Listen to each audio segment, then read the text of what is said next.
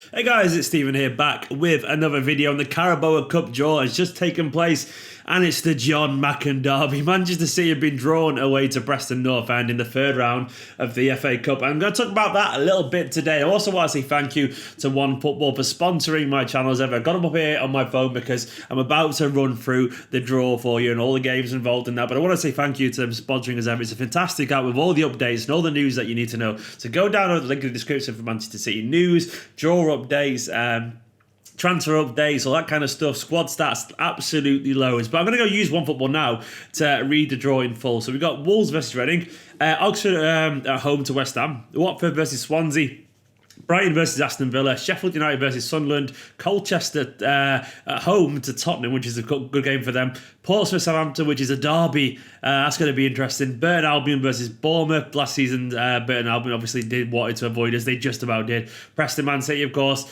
Liverpool away to MK Dons. United have got Rochdale.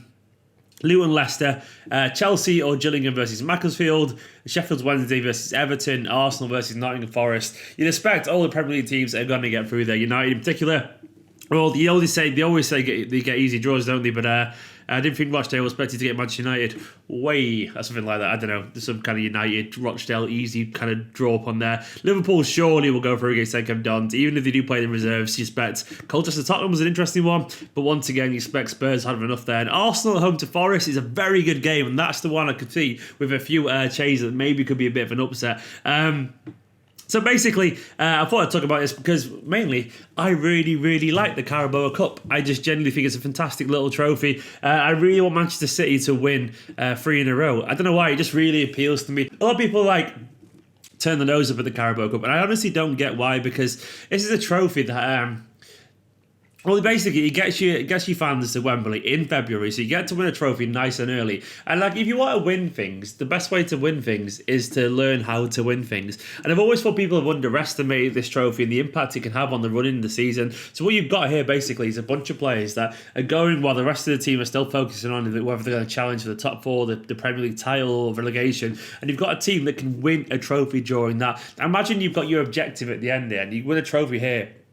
The lift you can get from that, the way it galvanises the team spirit, the way you can get everyone together, it's absolutely essential. It gets the fans excited, it gets the team having that kind of taste. It's only a small taste compared to the bigger trophies, but it gives you that taste of success. And the whole winning breeds winning mentality is genuinely a thing. It's why Guardiola takes it so seriously. And it's why I genuinely believe that the last couple of wins have been so instrumental to the end of the season runnings that we've been on, because they teach you not to drop the standards, because you get a cup final, and a cup final raises your standards. It helps the focus. And I don't understand genuinely why people take it so, they just treat it like dirt. Like, you got Liverpool last season where they played the reserves, went out. I think it was to Wolves or was at the FA Cup. Either way, in one of their games, they played a bunch of reserves and they went out. And I don't know why they do that. I genuinely don't know why teams don't.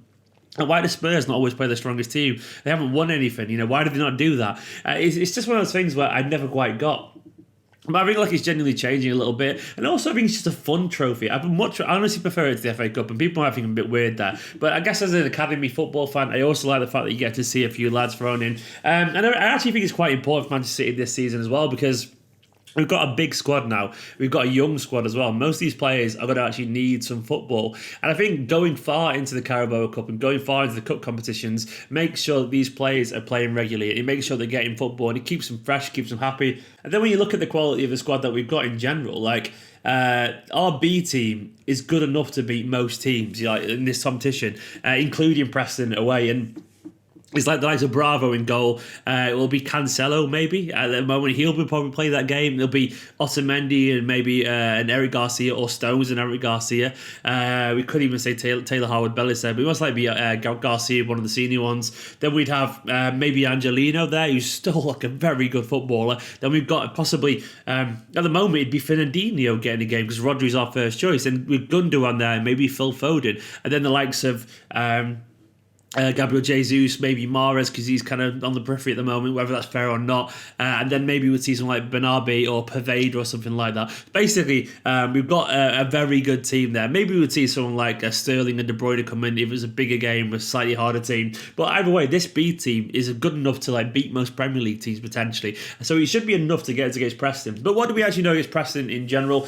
I'm not going to lie and pretend I'm some kind of expert on Preston. I've looked at the results recently. They're doing pretty well. They're 6th in the Championship. They actually got through against Hull City last night. They were 2-0 up, I think, or 2-0. Which was it? Which way did it go? I think they were 2-0 up there, but Preston actually threw away the lead to 2-0, but they went through 5-4 on penalties against Hull. Before that, they beat Sheffield Wednesday 2-1 in the Championship. They battered Stoke 3-1. They beat Wigan 3-0. They have lost as well to Swansea City, which is no shame in.